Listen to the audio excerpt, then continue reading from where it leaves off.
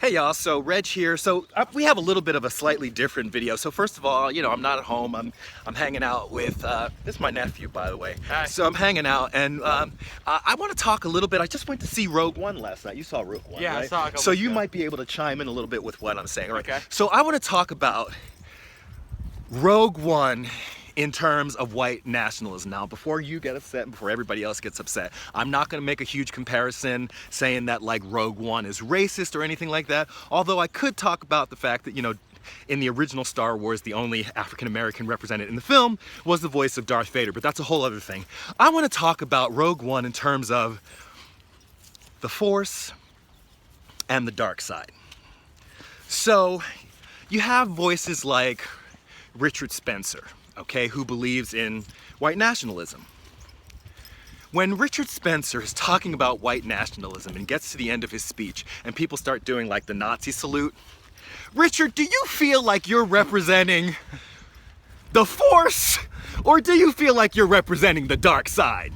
What do you think? Do you think somebody talking about white nationalism is representing the Force or the dark? Is that the dark side? That's the dark side. That's the dark side. It feels like that's the dark side. Okay, so that's the dark side. Okay, so now, if you're somebody like, so there's this, TV host Tommy Lahren who gets on this. She's calling people crybabies. She's calling people, victims. If you're being hostile, you're yelling at people, calling them names. Do you feel, Tommy, like you're representing? Are you Princess Leia? Or are you Grand Moff Tarkin? That's all I'm trying to say. Are you the one like who had to be computer generated from the old movie as the evil one?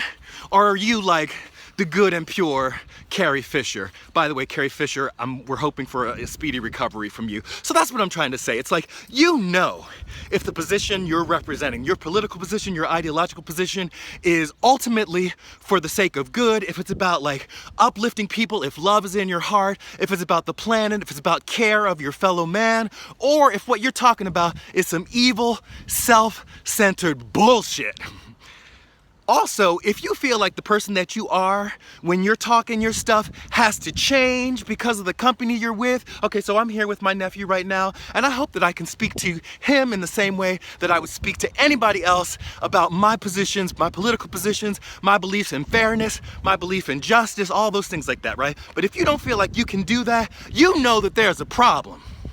You know that there's a problem. You know if the Force is strong within you, or if you're working for the dark side, if your lightsaber is gonna glow bright blue, or if it's gonna be blood red. You know what I'm talking about? We don't have to say any more on the matter. That's it for this video. Like it if you like it, share, comment, subscribe. This is Reg And Mac. signing off. Love yourself. Peace. Peace.